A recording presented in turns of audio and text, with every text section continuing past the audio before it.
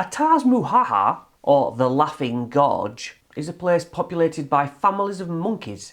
The cacophony echoes under the bridge and along the valley gorge, which can startle the monkey populace itself, and it makes them go quieter for a minute or so as the noises curtail them. The bridge is a 100-foot drop to the floor below, and along its walls are statues of monkeys, which hopefully players will be suspicious of. Plenty of gargoyles have probably attacked them in different adventures, and upon inspection they will see that those statues are just statues, and also there's carvings along this bridge of mazes. If a clever PC does a brass rubbing of one to hold on to that map, that would be useful in Omu, because there is a little maze, not a hard one, but it's good callback, it's good foreshadowing whichever way. Allow it to be the exact map of Aijin's shrine, but you can declare it simply just a random maze designed in honour of Aijin himself, so that when they enter Aijin's shrine later on, they make the connection, he likes mazes. The most obvious threat here is to be overrun and smashed to pieces by thousands of monkeys, but most of the monkeys know to stay away from adventurers or people.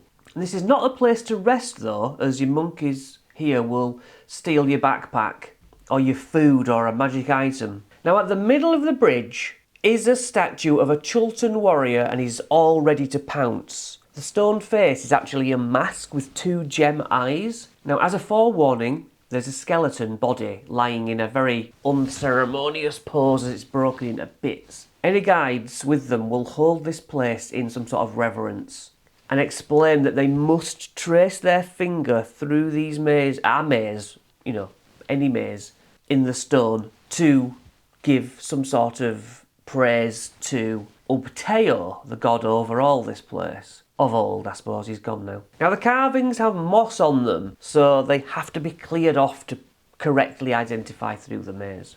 If they don't do this, combat will start from the mask-eyed statue. You will use the stone golem's stats, and the stone golem will have advantage trying to push them over the edge, which is a 100-foot drop, 10d6. Or I picture them grappling the characters and then yeeting them over the edge.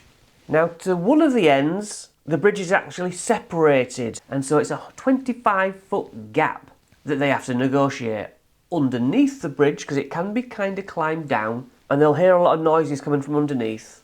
My party never went underneath, but the monkeys who use baboon stats under there will fight, and it's difficult terrain for the players but not for baboons. Now you'll need 2 checks for them to get across, one to swing on vines and one to animal handling these baboons. So the players' attacks even have disadvantage because they're holding on with the vines on one hand, and the baboons don't have that problem because they have tails as well. Shouldn't be overcomplicated to run that bit.